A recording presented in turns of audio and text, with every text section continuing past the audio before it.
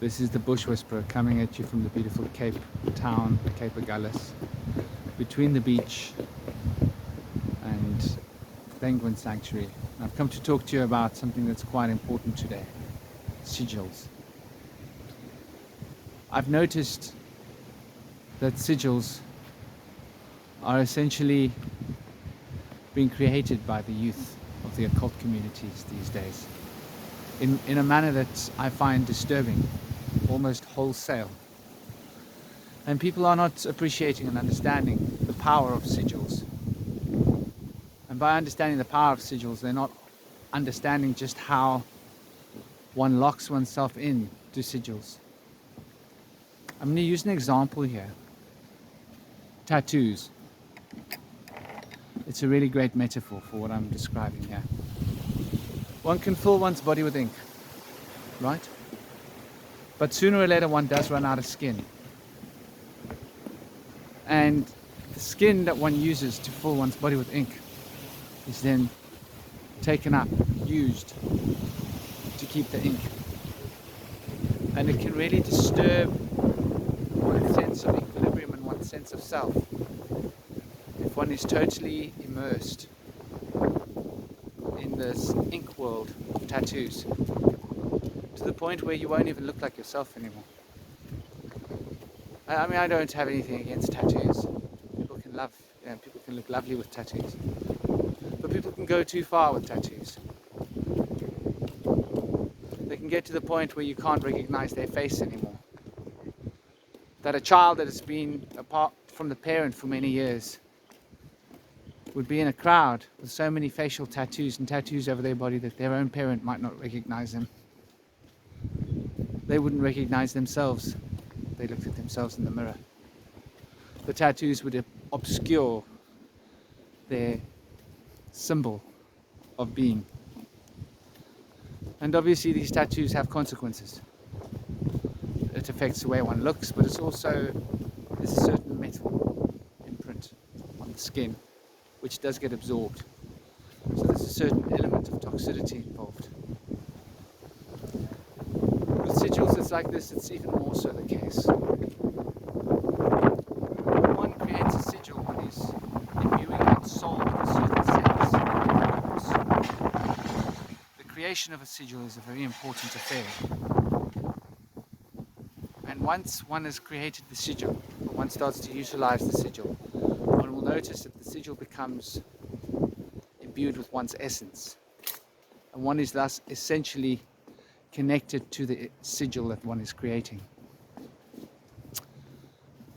I will give you an insight into what it is that I'm talking about here. I've been an occult practitioner for close to 38 years. I want you to consider this closely. Let's call it 37 years. And I have created one sigil in my entire life. One. And I took years deliberating what that sigil would be. I was never quite ready. See, I was trained in the classical sense and understood that the sigil is a big deal. These days, the young generation creates sigils using occult therapeutics as if they are going to the shop to buy a loaf of bread. And they have all these sigils floating around in the subconscious. I want you to understand that when you create a sigil, you create a connection with being. And it's a two-way door. I want you to consider it in such terms. It's a door through which you can interact with the universe. It's a door through which you can interact with the beings that are unseen, with your guides, with a various scale of intelligences and life. Though it's also a doorway through which these intelligences and beings and various multitude of other beings can interact with you. Digest this carefully. It's not just something that you do to get what you want from life. There's so much more to a sigil. We tend to think of sigils as a means to an end. It's not quite that simple.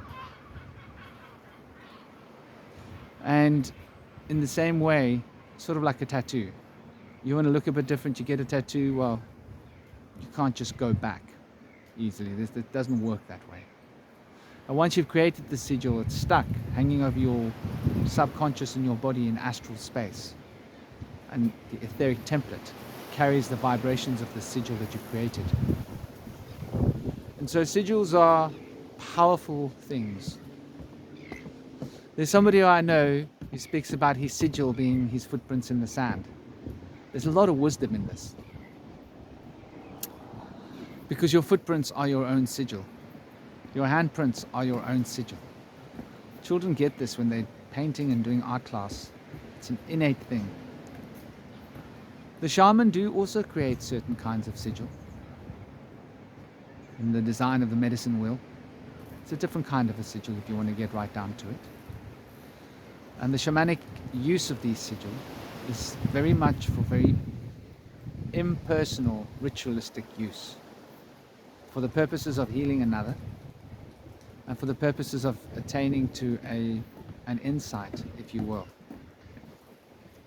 and the realization of the inner state of being and the structure of the universe as revealed by the guides that are connecting through the sigil. And these medicine wheels are profound matters for the shaman. The design of these medicine wheel, each shaman has his own design, his own sigil, if you will. And it's not just willy-nilly, it's not created by a whim. It's given by the guides. It's a very profound matter of discovering how your wheel will work, how it will turn. And in this matter, it's also treated with great reverence and respect. And so the youth that are practicing various different forms of occult therapeutics and gaining lots of insight from books, for a lot of what was previously not written has been written. And these forms of what I call evolved shamanism, in the form of hermetics or alchemy or various occult traditions, which are essentially systemic ways of reaching into the unseen, the spiritual kingdom, using various techniques, have become available on such a mass scale that people are utilizing many of the very sacred techniques in a very profane way. And there is a lack of understanding as to just exactly what these sigils are and how powerful and how important they are for the practitioners. So I would urge you to consider very carefully when you start playing with sigils. My advice would be to contemplate it for a year, 12 months. A full 12-month cycle. You've got to understand the cycle of time. And that is the minimum, as far as I'm concerned. You could wait 7 years, or 12 years, or 3 years, or 22 months, or 72 months, or 72 weeks. There are a lot of different considerations to take into account when creating sigils. And the bottom line of what it is that the sigil is created for needs to be very well thought out. The particular use of signs, be it alphabet, words, there are a lot of ways of creating sigils, need to be very, very carefully meditated upon and considered. If it's words, one needs to spend a lot of time carefully constructing the particular words, having researched the etymology of the words thoroughly. By thoroughly, I don't mean getting a Google representation of etymology that goes back 300 or 400 years. No, you need to study the etymology, track it back many thousands of years to get any real idea of where the meaning of the word comes from. And even then, one is putting oneself in a certain degree of danger. And I don't mean to scare you talking about sigils in this way. I just mean to prepare you, to enlighten you, to bring the understanding into your heart that sigils are no laughing matter. They're not something that you can create a quick sigil for peace, a quick sigil to get money, a quick sigil for this. And one should never, ever utilize the occult for personal means. Because when you do this, let's say you want money or you want a loved one to come back, whatever the nonsense is that people use sigils for, one is inviting beings into the process, whether one's aware of it or not. One's not alone. This is something close to the shaman's heart. This is why the shamanic wheel, which is the shaman sigil, sigil, is so carefully guarded as a secret, which is so carefully constructed in a very personal way, each shaman developing his own medicine wheel as per his own requirements, and being very careful in what this medicine wheel is saying, using the subtle language of the subconscious. Because the words spoken by the sigil, whether we are aware of it or not, will invite the beings that are in resonance with the sigil being created. And so the shaman understands very carefully and very deeply, with great love and care and devotion, that the beings that are going to be a part of this experience can be both detrimental or positive. They can be a source of healing and wisdom, or they can be a source of entrapment and enslavement. And in this way, it's important for us to recognize these limitations and to be able to utilize them in the most positive, practical and healthiest of ways. So there's something to consider. If you've been creating sigils, put the feet on the brakes. Take it slow.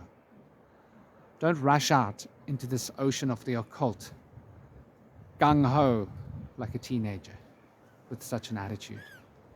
One should take time and patience to develop one's awareness and one's concentration.